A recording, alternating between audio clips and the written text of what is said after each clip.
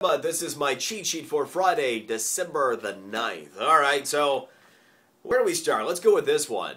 AT&T, fresh off of ranking last in customer satisfaction according to Consumer Reports, their survey just a couple days ago for 2011.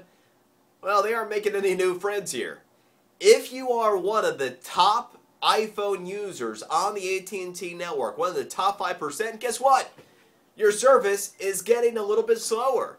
You might have been disappointed that the iPhone 4S was only offering 3G speed. That was my big disappointment with it. Well, how do you like 2G speed? Because that's where you're going. AT&T has sent out a text message today to its top 5% saying that it is slowing down their network speed.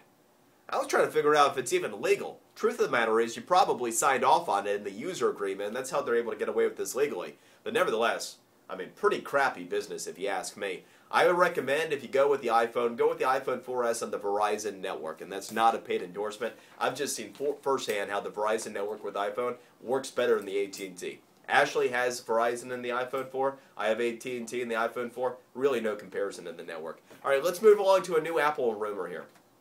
The iPad 3, we know it's been in production, putting all the pieces together overseas. When's it coming out? Looks like we might have a release date. Steve Jobs, he might not be here, but his birthday, well, it will live on in Apple history, right? His birthday is February 24th. The rumor is that the iPad 3 launch is going to coincide with Steve Jobs' birthday. So we shall see. If that's the case, look for a late February release. All right, let's take a look at the President Obama's re-election chances. We do this every Friday. Without giving up my entire formula, I take a look at the length of time we are away from the election, the historic odds of an incumbent president winning re-election, and then I use the average of all national polls to calculate an approval rating, and I use my formula to give you the odds of President Obama winning re-election. You don't have to understand any of that. Just the number. His approval rating right now is 43%, and a running average of all the polls, pretty much unchanged from last week.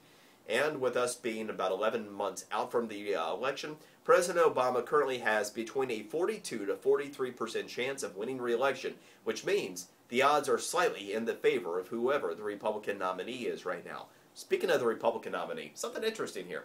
Newt Gingrich, without question, has been the benefactor of Herman Cain going away over the course of the last week. Newt Gingrich, he has higher polling numbers than anybody has at any point in the Republican primary process so far. Running average in the national polls, 36%, with a 13-point lead over Mitt Romney. Here's what's odd. In trade, the prediction market where you can actually put money on candidates, Mitt Romney is still the favorite there, being given a 46% chance of winning the GOP nomination to Newt Gingrich's 34%. So, interesting. People still think where they put their money that Mitt will find a way to pull it out. That's the cheat sheet for today. See you Monday.